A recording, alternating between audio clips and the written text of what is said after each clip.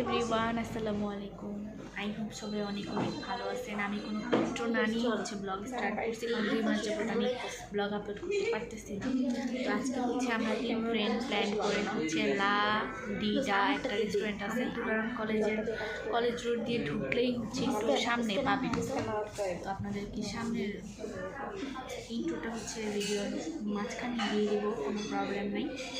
আমার কাছে কেমন লাগতেছে সেটা কমেন্ট করে জানান। আর অনেক দিন যাবত, অলমোস্ট 2 মাস যাবত আমি কোনো ব্লগ আপলোড করতে পারতেছি না। আমাকে কারা মিস করছেন সেটাও জানান। চাষারা কলেজ রোডে একটু সামনে গেলে এই রেস্টুরেন্টটা পেয়ে যাবেন। যেহেতু আমাদের প্রমোশনাল কোনো ওয়ে নাই এখানে, এমনিতেই অফার দেখে খাইতে গেছি, তাই ডিটেলসের সামনে কিছু দেখালাম না, ভিতরের ইন্ট্রোডিউটগুলো দেখাবো ইনশাল্লাহ।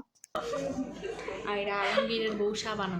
আর আমি কি আমার একটা তুই যে দোস্ত আরেকটার নামটা মনে হইতেছে না, পেটাইতেছে গোলালো। আরে না দোস্ত, আরেকটা গান গাইছে না, নাম জানি। আরে অনেক চিকন কালা একটা বেটা।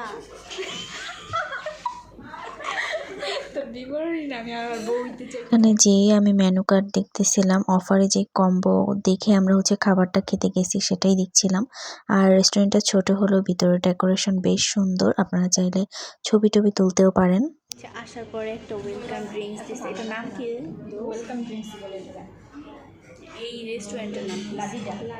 ওয়েলকাম ড্রিঙ্কস খাওয়ার বেশ অনেকক্ষণ পরেই আমাদের খাবারটা চলে আসছে। মোটামুটি ভালোই লেট করছে, আর যেইটুকু সময় লেট করছে ওইটুকু সময় আমরা ফ্রেন্ডরা মিলে আড্ডা দিয়েছি, দেখলেন তো একটু আগে।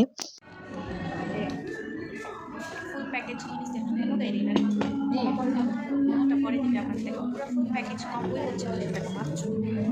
অনেক আইটেম আছে, এটা বার্গার, চিকেন ফ্রাইড রাইস। আপনারা যারা এই অফার কেন আসতে আপনারা চাইলে আসতে পারেন। তুলারাম কলেজ রোডে একটু খাওয়া হচ্ছে কি কোনো আমার বান্ধবীরা ফ্রাইড রাইস ফিনিশ করতে পারে মজা। খাবার ভালো, আপনার সাথে আসতে পারেন।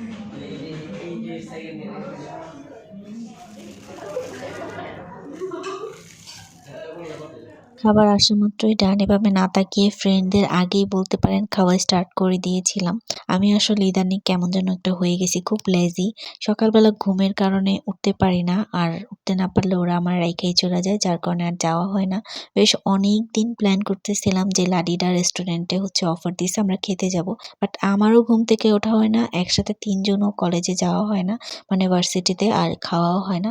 বেশ অনেক কষ্ট করেই সেদিন গেছি, অনেকদিন আগের ব্লগটা করা আজকে শেয়ার করতেছি। ভাবেন একবার কি পরিমাণে লেজি হয়ে গেছি। ফ্রেন্ডদের সাথে এরকম মাঝে মাঝে সময় বের করে একটু সময় নিজেকে দেওয়া কিন্তু অনেক ভালো, মানসিক তৃপ্তি পাওয়া যায় ভাই। আমি যেটাই খাই, যে কোনো রেস্টুরেন্ট যে কোনো যেটাই আমি কোকা-কোলা না খাইলে আমার মনে ভিতরটা ঠান্ডা হয় না।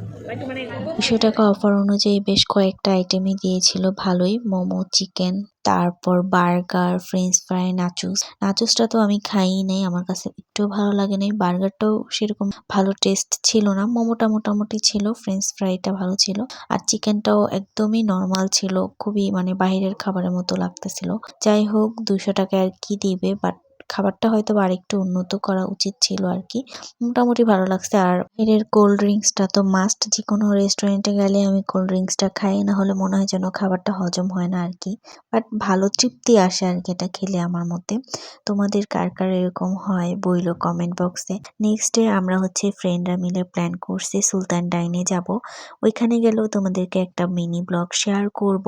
আই হোপ তোমাদের কাছে ভালো লাগবে ইনশাল্লাহ। খাবার যেমন তেমন, ফ্রেন্ডরা মিলে এই যে সবাই বসে কিছুটা নিজেদেরকে সময় দিলাম, আড্ডা দিলাম, এটাতেই অনেক বেশি ভালো লাগছে, অনেক অনেক বেশি এনজয় করেছি।